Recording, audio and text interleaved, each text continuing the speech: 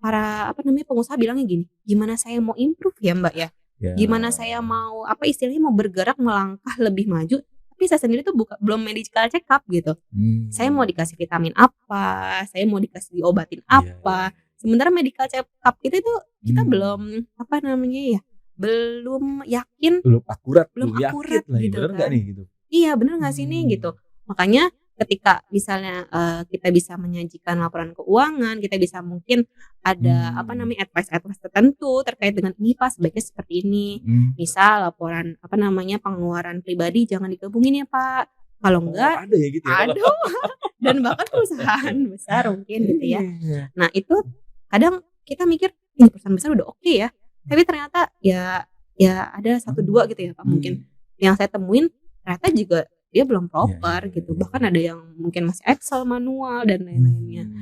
Itu yang mungkin nggak terlihat secara kasat mata gitu ya. Dan pada saat itu tim akuntansi jadi tim akuntansi jadi tim yang penting gitu ya. Betul, mungkin penggerak pertama untuk yang ada yang namanya perubahan gitu ya Pak. Tuh, sampai begitu Mbak Sti.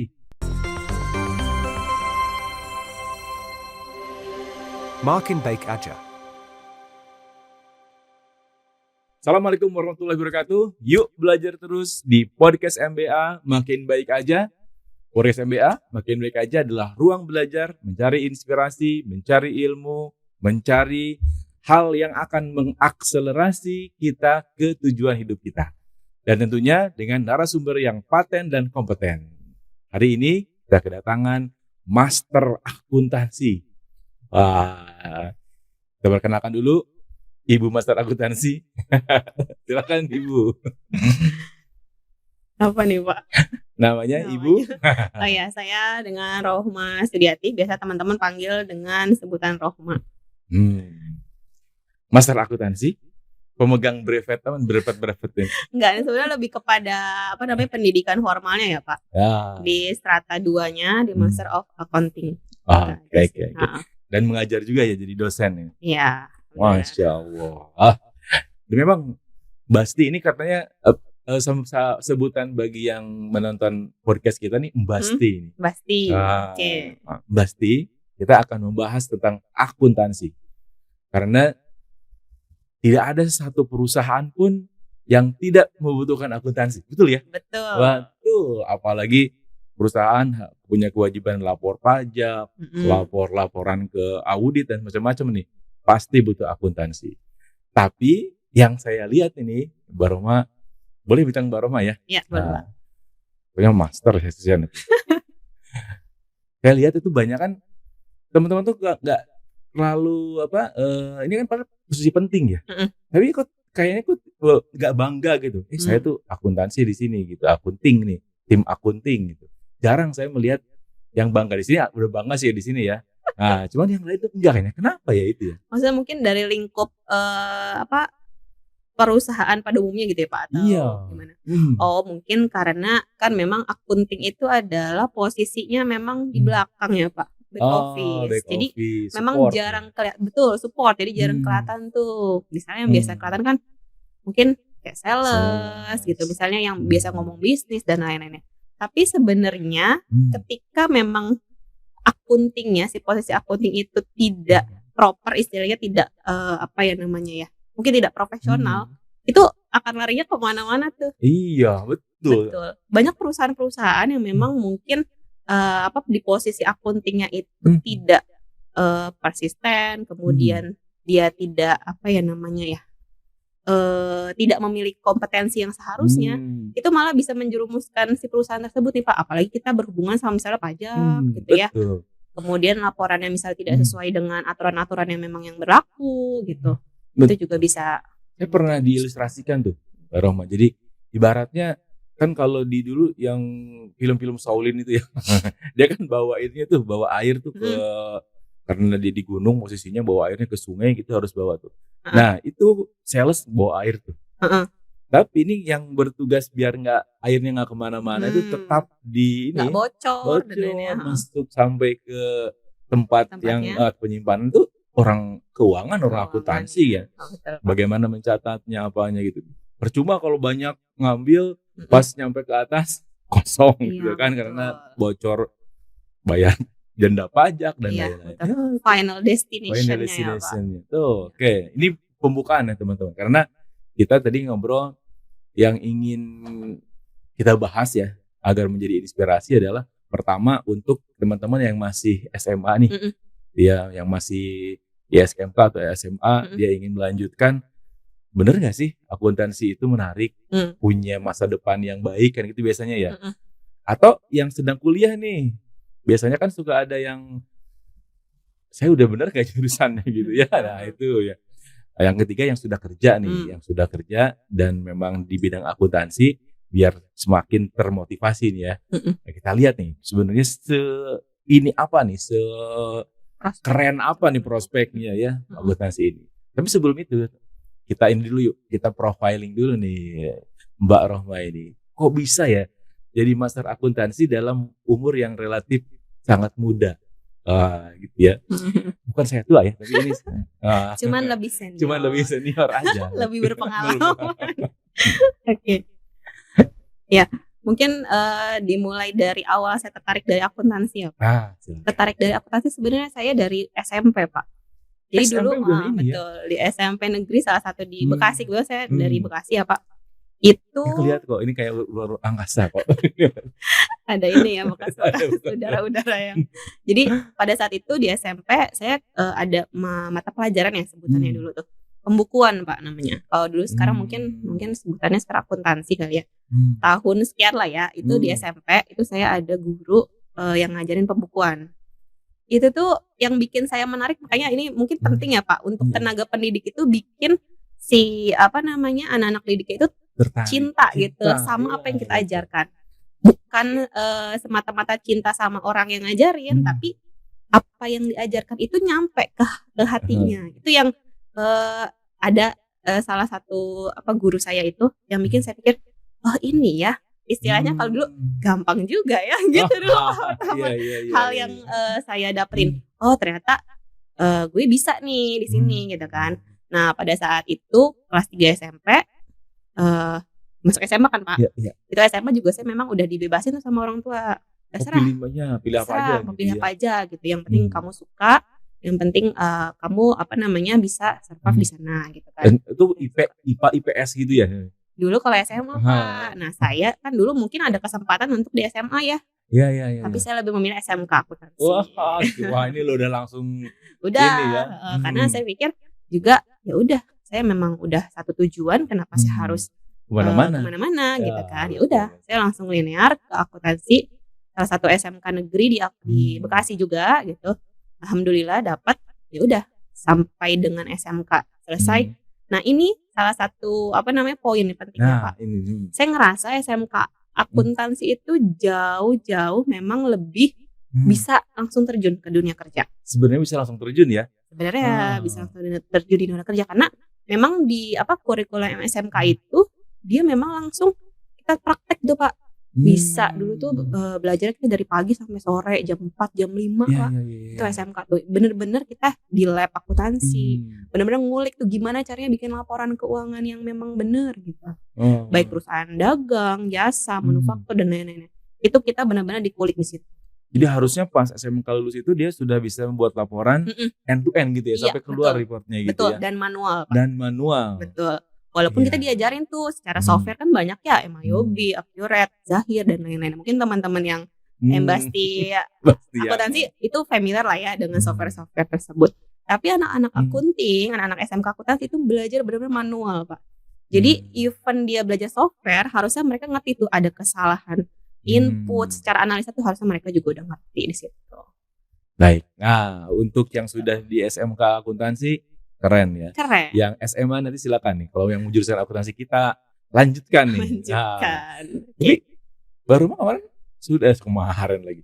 Pada saat sudah selesai SMK itu kerja atau langsung kuliah? Kuliah sambil kerja Pak. Kuliah sambil kerja. Wah, nih Masya Allah. Jadi memang kebetulan pada saat lulus SMK itu saya memang rencananya mau langsung kuliah. Tapi ada keinginan juga sambil bekerja gitu kan. Ya udah. Udah bisa ini gitu ya. Udah bisa ini. Sebenarnya sih lebih kepada gini Pak. Saya ingin ketika lulus kan di negara kita tetap dibutuhkan yang namanya titel gitu ya Pak ya, ketika kita mau masuk ke jenjang perusahaan dan sebagainya. Ini diperlukan nih teman-teman, walaupun kita kayak ngerasa ini udah bisa kerja ya.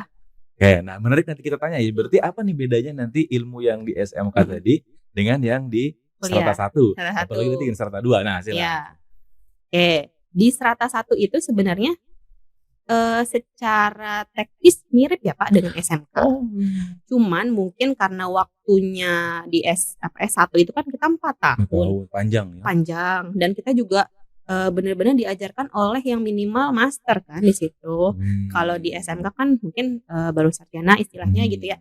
Istilahnya kita naik tingkat tuh teman-teman. Pengajarnya, tim pendidiknya aja naik tingkat. Kemudian pembahasannya justru sebenarnya lebih luas lagi. Jadi tidak wasting time ya. Nah, kan kadang suka ada, udahlah karena SMK-nya akuntansi, udah S1-nya manajemen, karena kan udah ngerti akuntansi. Nggak begitu juga sebenarnya ya. Biar lebih deep ya. Betul, lebih pemahamannya. Lebih deep.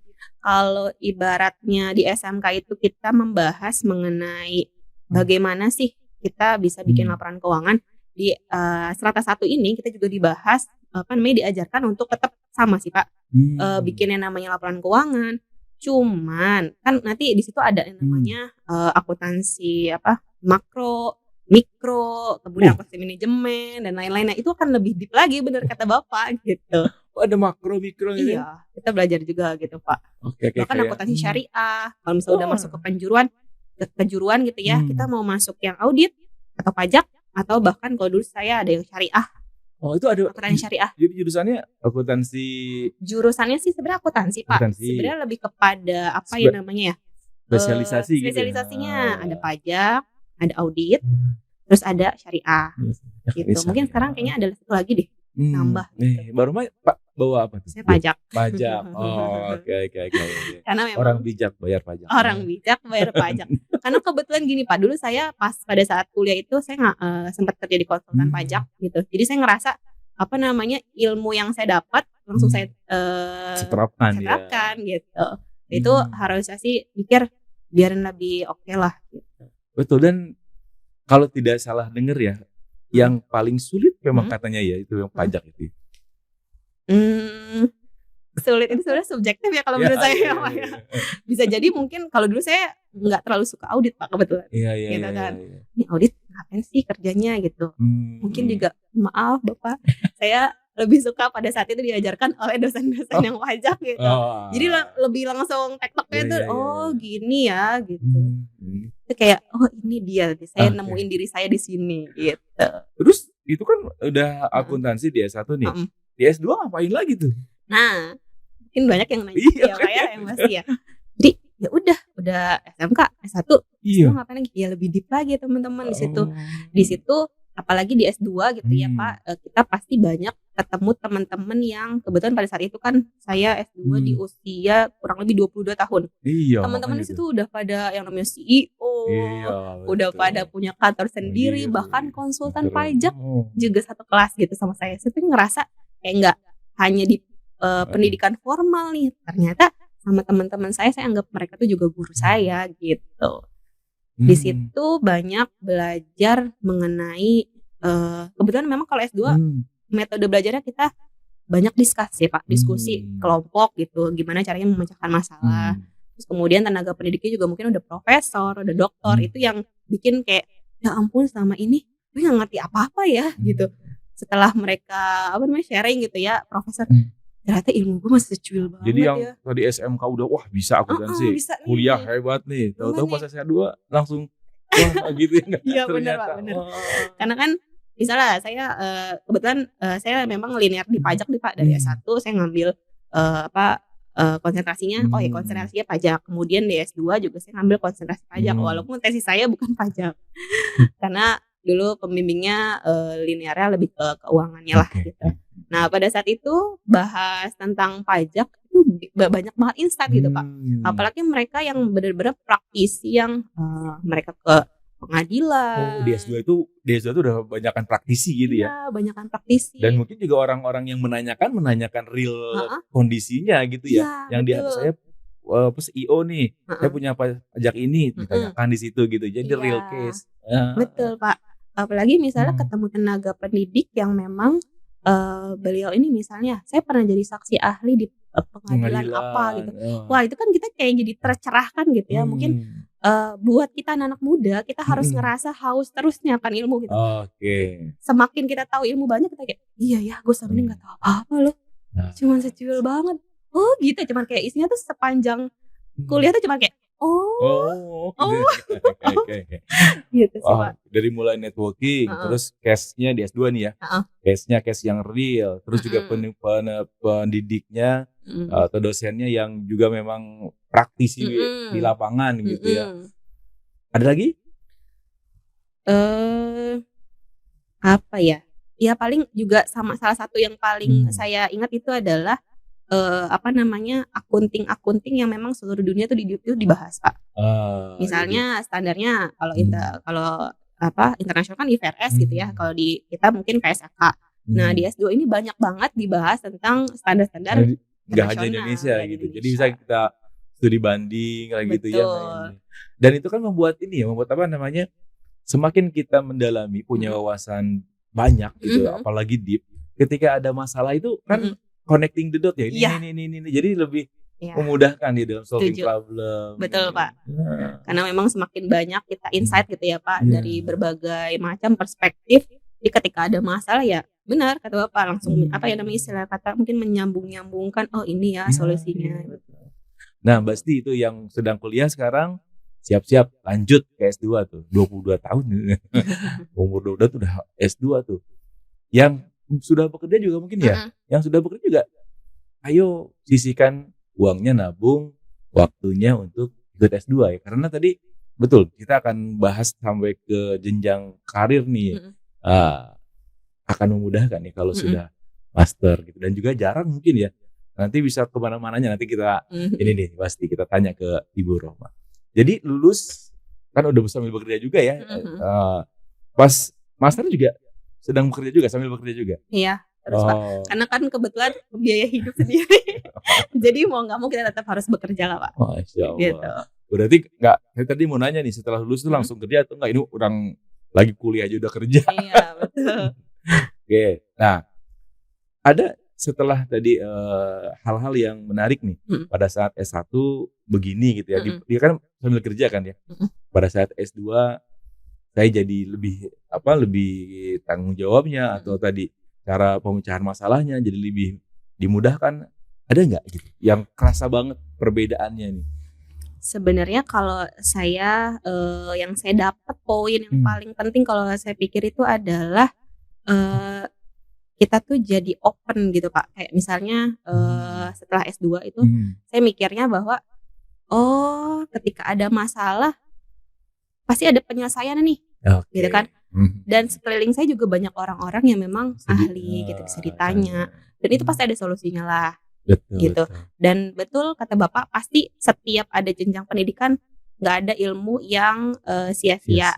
Kalau sekarang kita nggak pakai bisa tahu 2 tahun lagi. Betul. Kadang ada tuh Pak kejadian kayak misalnya ada permasalahan. Misalnya lupa detailnya permasalahan apa. Oh ini ternyata yang dulu dosen pernah kasih tahu ya pas pada saat itu. Benar kan teman-teman pada saat itu mungkin saya ngerasa saya belum butuh gitu. Pas sekarang ternyata ini ya. Gitu. Betul. Dan kalau saya lihat ya saya berinteraksi banyak dengan Mbak Rohma. Itu beda sekali ya cara kita diskusi. Ini kan Mbak Rohma karena udah teman kuliahnya aja CEO gitu tuh. Ini teman diskusinya aja orang-orang yang expert. Jadi pada saat diajak diskusi oleh atasan, itu kan jadi nggak canggung ya. Itu mungkin salah satu betul kunci tuh kalau manfaat kalau kita ke jenjang S2 ya teman-teman yang ini. Karena kan yang tadi di awal saya katakan itu orang akuntansi itu merasa ya udahlah kan saya juga kerjanya cuma ini. Nah ini saya nggak suka tuh cuma ngisi itu enggak. Ternyata padahal kan pada saat mengisi itu kita bisa mendesain ya bagaimana nih bagaimana inputnya biar lebih cepat, biar lebih akurat.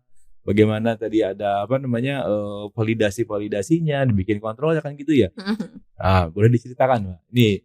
Ya. Jadi betul kata Bapak, saya juga sangat nggak suka ya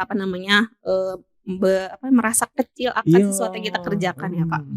memang itu juga jadi salah satu kunci kita juga ke tim gitu ya Pak. Teman-teman tuh nggak hanya input hanya gitu ya, nggak hanya input, tapi teman-teman itu efeknya tuh kemana gitu. Objektifnya harus kita sampaikan juga ya Pak, bahwa apa yang teman-teman input itu berefeknya ke sini, ke sini, ke sini. Misalnya nih contoh teman-teman kalau realnya invoice yang teman-teman input itu kalau telat 1 hari aja, at the end cash in yang kita masukkan, cash in yang akan kita dapatkan itu akan molor kan gitu.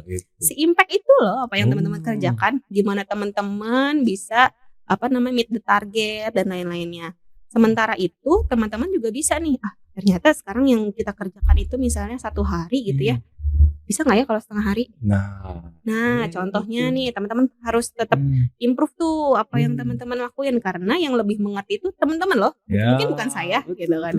Dari teman-teman yang langsung mengerjakan gimana ya caranya, misalnya dengan cara import, nggak yang namanya input manual, kemudian misalnya ada SOP yang bisa kita pangkas, why not kalau misalnya emang akan mendukung produktivitas kerja kita gitu kan.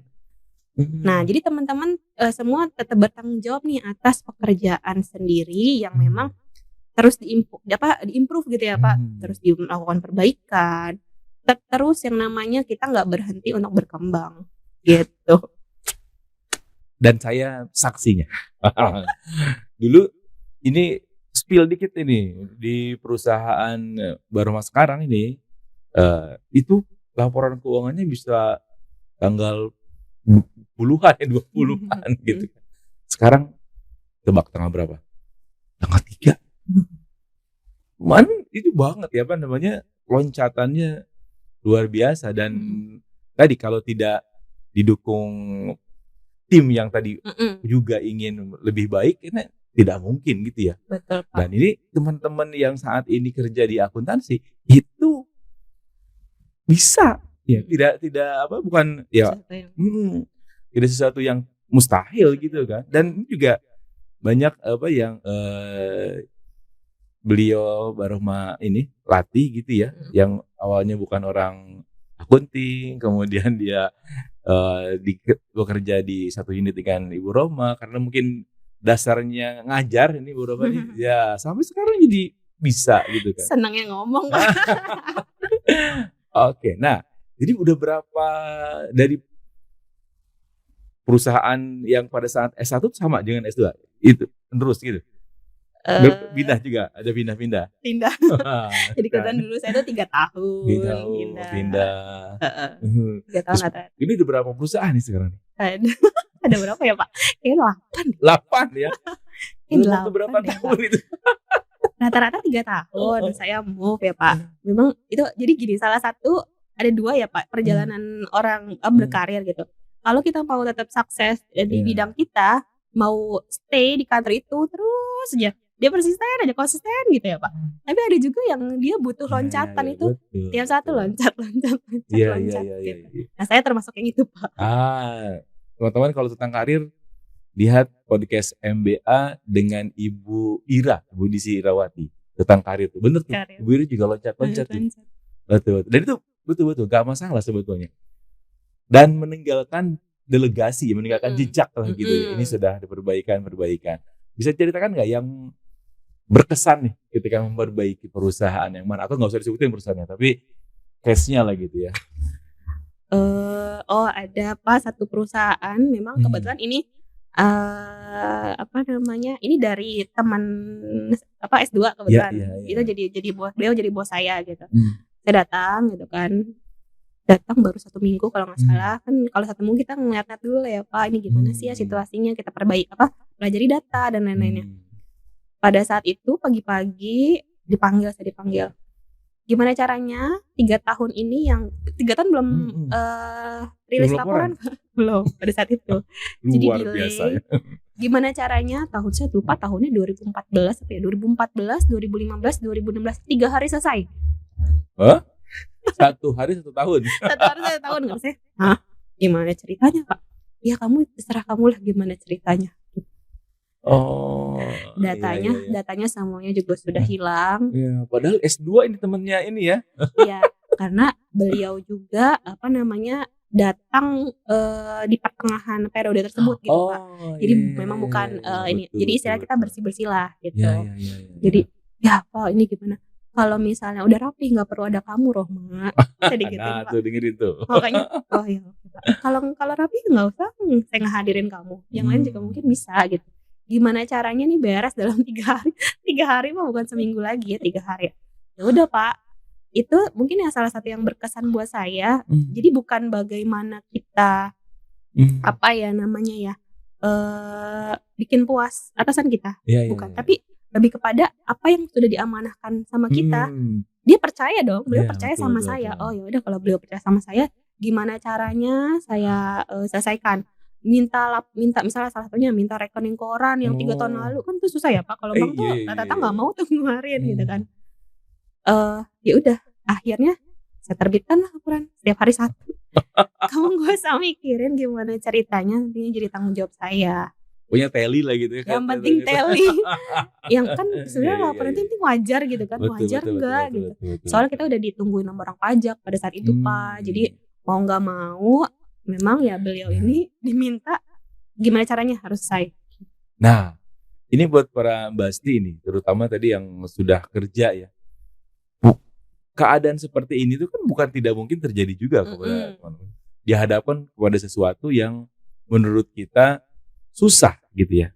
Tapi tadi kalau kita punya dasar keilmuan nih, nah itu mulai tuh. Udah kreatifnya ada, dasarnya ada, kepercayaan dirinya ada, sehingga pada saat itu sukses, Basti sendiri akan merasakan ya. Iya. Betul. Nanti bisa jadi dipercaya, betul. Mungkin nanti dipromosikan, atau tadi nanti punya kesan baik si ownernya bisa langsung dipilih lah jadi menantu gitu kan itu. Saya belum nikah sih sebenarnya. Tapi menarik ini.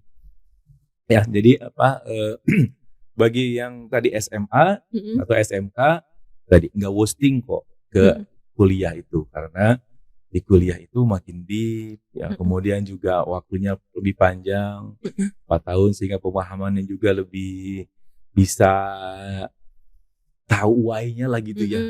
Jadi gitu. Kenapa sih ini, mungkin kalau di sana tahu cara mengerjakan di SMK, di ini bisa tahu why-nya gitu.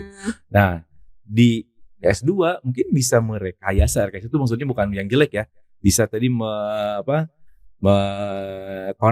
mengkoneksikan beberapa hal dengan insight tertentu sehingga bisa hal baru kita ciptakan, kita problem baru kita selesaikan gitu ya. Itu ya lebih betul, ini ya. Betul. Nah, untuk yang sedang kuliah, kita dengar nih yang sedang kuliah nih, tidak dan yang sedang kerja ya, insya Allah tidak salah jalan ya ini ya. Bisa diceritakan Mbak Rohma, bagaimana sih menurut Mbak Rohma nih di perusahaan-perusahaan tadi itu memandang akuntansi? Dengan adanya Mbak Rohma ya. Kalau tadi kan yang ya pastilah kalau misalnya dia sendiri merasa dirinya nggak besar gitu, kecil, orang lain juga pasti akan anggap begitu.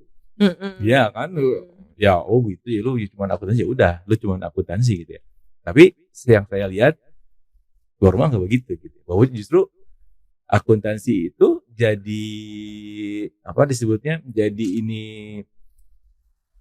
pembawa perkembangan perusahaan gitu kan ya. Ini kita alami di sini ya gitu ya, dengan tadinya laporan financial accounting lebih baik, kemudian segalanya menjadi lebih mudah, AR-nya lebih mudah, lebih cepat, sehingga ada uang bisa kita bisnisnya dikembangkan lagi, kemudian revenue jadi bertambah. Jadi kan yang levernya penggerak perubahannya malah dari finance ini gitu ya. Malah gambarnya singa ya menurut ya. Nah, gimana tuh Mbak? Iya, sebenarnya kalau dari beberapa perusahaan pengalaman saya, justru entah ya Pak ya, apa saya termasuk tim sapu bersih apa gimana. Tapi biasanya memang ketika saya memasuki suatu perusahaan yang baru gitu, ketika misalnya maksimal 3 tahun gitu, itu rata-rata memang bermasalah justru situnya. Contoh misalnya owner dia nggak bisa tahu nih sebenarnya sehat atau enggak sih, profit kita berapa sih gitu, kemudian perputaran uang kita seberapa sih gitu. Justru dengan adanya memang kita gitu di situ, kita bisa juga bisa informasikan kepada stakeholder bahwa ini loh Pak kondisi perusahaan saat ini. Nah, itu informasi penting banget itu. Penting banget Pak. Penting banget itu untuk yang pemilik. Karena para pengusaha bilangnya gini, gimana saya mau improve ya Mbak ya? Gimana saya mau istilahnya mau bergerak melangkah lebih maju, tapi saya sendiri tuh belum medical check up gitu. Saya mau dikasih vitamin apa, saya mau dikasih diobatin apa. Sementara medical check up itu tuh kita belum belum yakin, belum akurat yakin gitu, bener nggak nih gitu? Iya bener nggak sih nih gitu.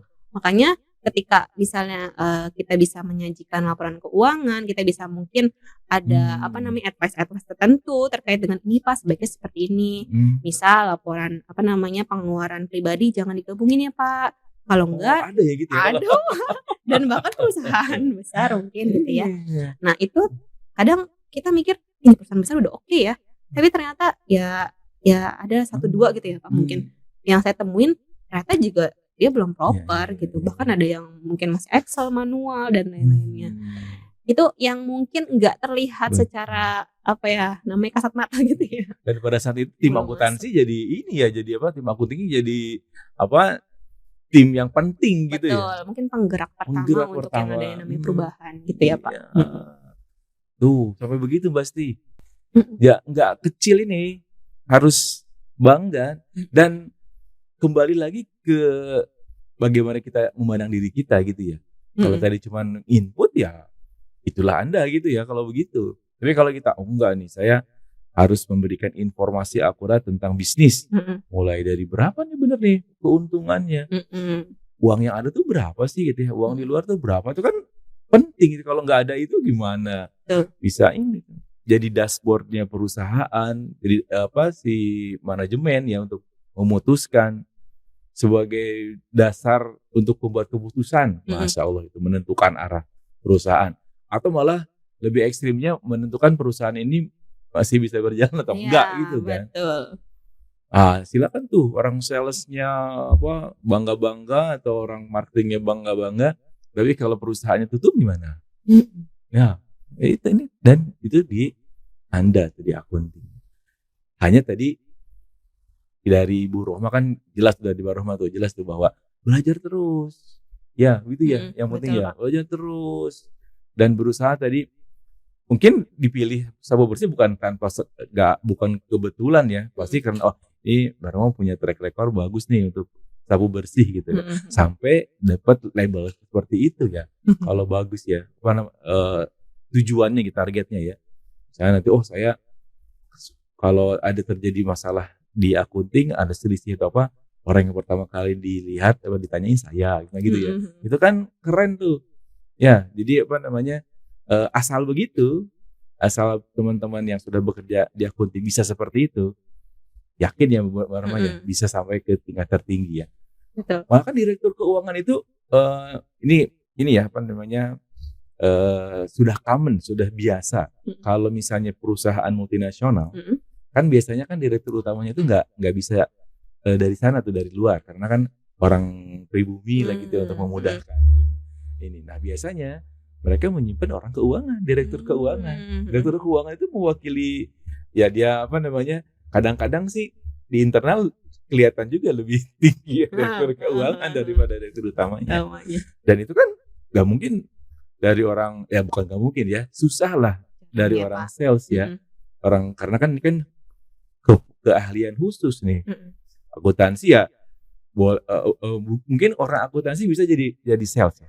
Tapi saya nggak yakin orang sales bisa jadi akuntansi ini. Benar nggak itu ya? Iya. Walaupun belajar tadi kan lama ya karena. Iya. Butuh waktu lah ya Pak ya. Mungkin bisa, tapi memang butuh waktu. Karena kan betul spesialis. Spesialis. SMA 3 tahun, tambah itu 4 tahun, 7 tahun, tambah S2 2 tahun, 3 tahun, 9 tahun. Ada orang kucuk-kucuk pengen belajar gitu, apalagi langsung bekerja, kayaknya sih ini ya, pasti dari itu tuh. Nah, jadi terjawab ya, mudah-mudahan ya. Atau ada lagi nih yang ingin lebih diyakinkan lagi, ini sudah benar kok. Gitu. Jadi menariknya itu juga gini Pak, pada saat tadi saya cerita tentang yang 3 tahun 3 hari itu, betul, itu di satu company Pak, satu perusahaan, oke jalan gitu ya, dan kita udah bisa yang namanya laporan bulanan, berjalanlah semua berjalan lancar. Nah setelah itu betul kata Bapak, jadi branding diri kita nih gitu kan.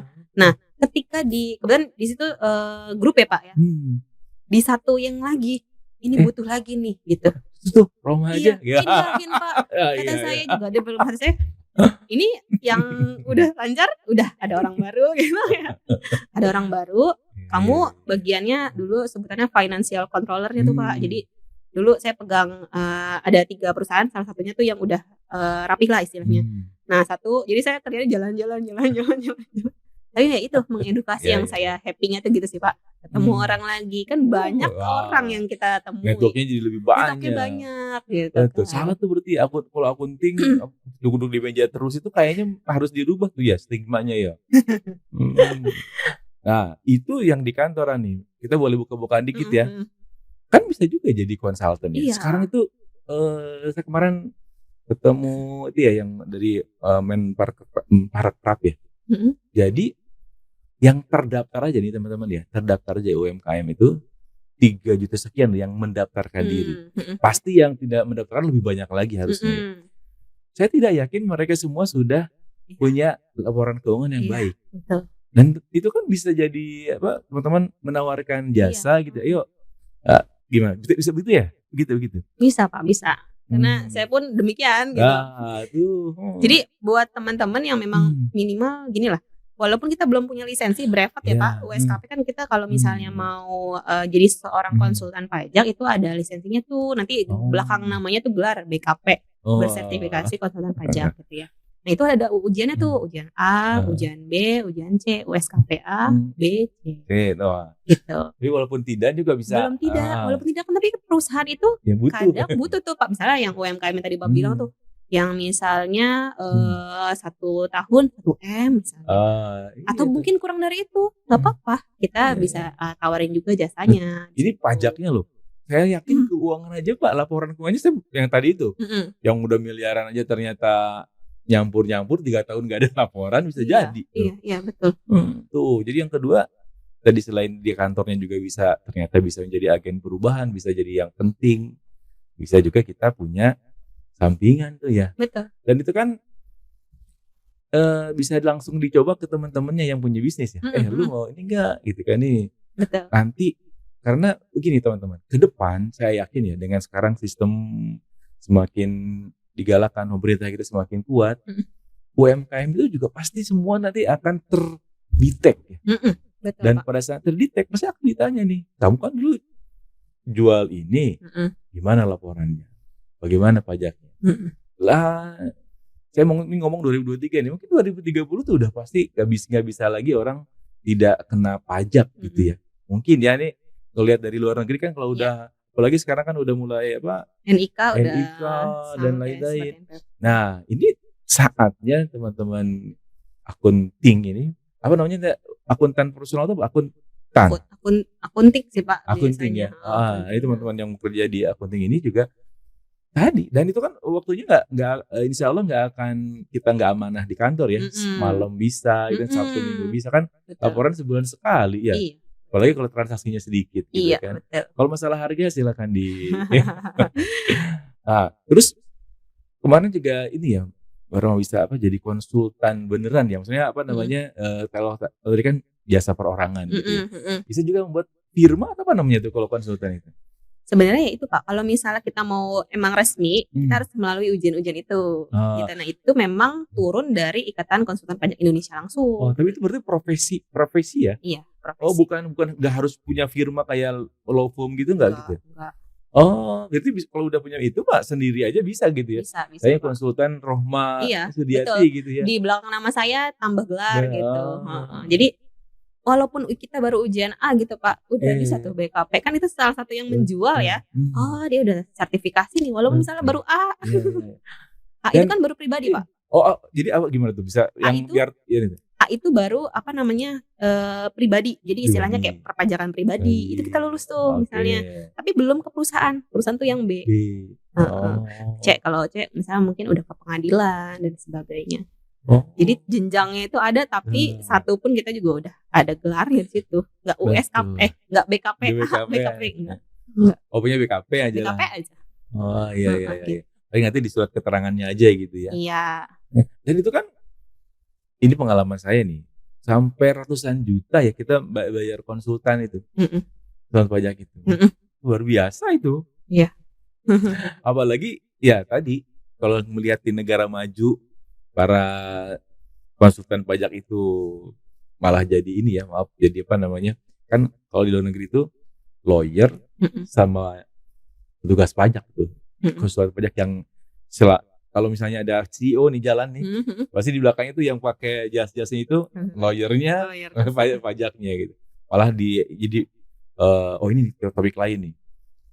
Selain itu kan jadi financial planner. Nah itu gimana tuh cerita tuh? Itu kan sekarang tuh sering dicerita-ceritain, jadi financial planner gitu. Sebenarnya mungkin itu masih di ranahnya ekonomi, cuman nggak harus akuntansi itu ya, nggak harus akunting. Enggak sih Pak, nggak harus. Mungkin kayak administration juga mungkin itu bisa.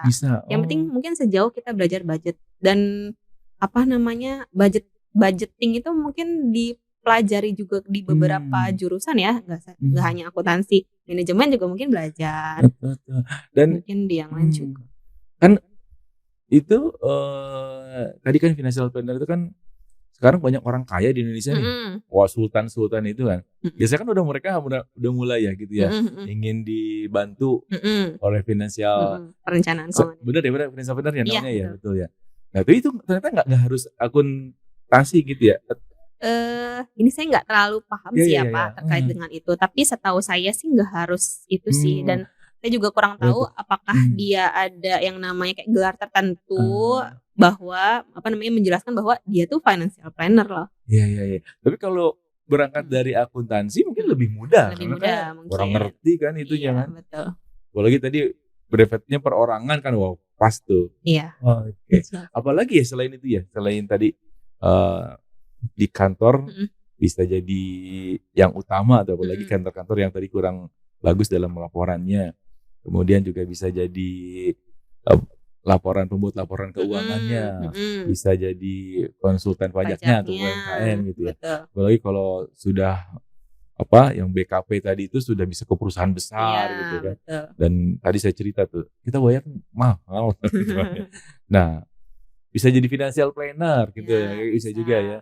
Ada lagi nggak nih yang ini keren nih, jadi dengan akuntansi ini bisa kemana-mana. Jadi mungkin ada satu perusahaan tadi kan bikin laporan keuangan, satu pajak gitu ya Pak. Iya. Tapi ada juga yang memang perusahaan dia tuh punya staff-staffnya Pak. Punya staff-staffnya, tapi mereka tuh kayak butuh diedukasi lagi gitu. Oh iya. Perusahaannya udah punya divisi keuangan, tapi ternyata ya kita tahu sendiri lah ya, banyak yang juga. Betul. Nah itu ya udah kita di situ bisa memposisikan diri, bisa menawarkan jasa, misalnya sebagai semi konsultan kalau emang kita belum punya lisensi BKP. Mentoring itu bisa.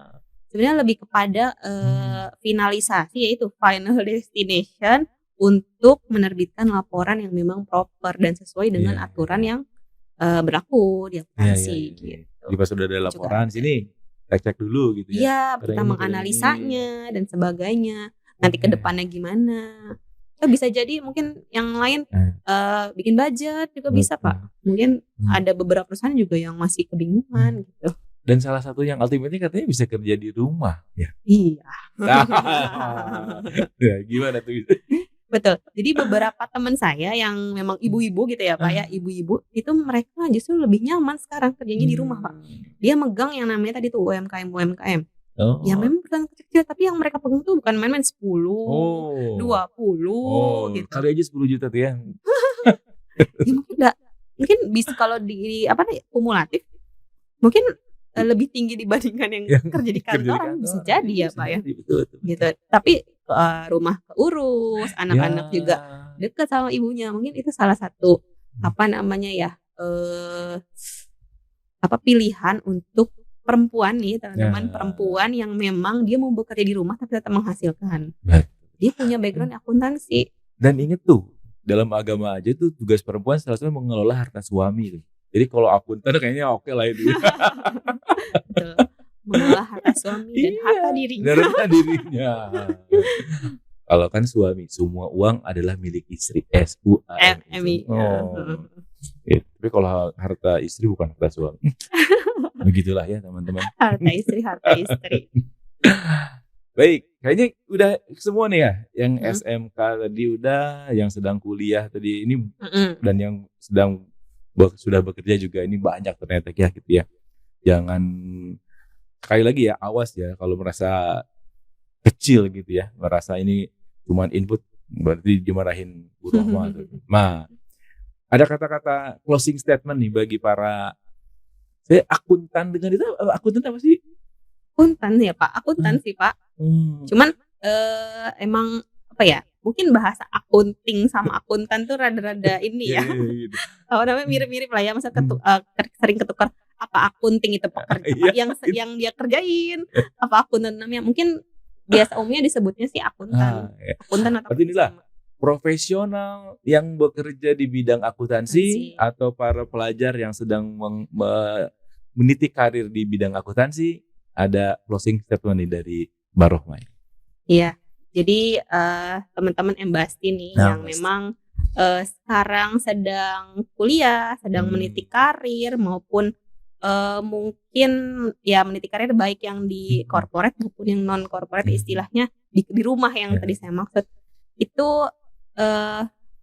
adalah prospek yang bagus ya teman-teman ke depannya. Karena betul kata Pak Redi, kita ngelihat dari apa namanya makronya gitu ya Pak ya. Pergerakannya sekarang gimana sih? Itu tuh akunting di sini tuh prospek banget teman-teman. Mulai dari nanti NIK aja sekarang udah dipersamakan dengan NPWP ya. Otomatis apapun pendapatan yang didapat sebuah perusahaan, sebuah orang pribadi itu kedepannya mungkin akan kedetek. Nah itu adalah pain point untuk pekerjaan di bidang akuntansi. Dan satu lagi, yang tadi saya mencatat yang dari Bapak Redi bilang sebenarnya. Apapun branding yang mau kita kenalkan diri kita ke orang lain itu sangat berpengaruh sama mindset kita tuh. Apa kita hanya sebagai inputer ya Pak sebenarnya. Inputer. Seorang input doang, atau kita seorang analisa, atau bahkan kita sebagai seorang profesional. Itu akan langsung terpancar kalau saya bilang. Yang mau kita tampilkan branding diri kita itu akan terpancar tuh dari mindset kita, dari apa yang kita lakukan. Jadi harus hati-hati.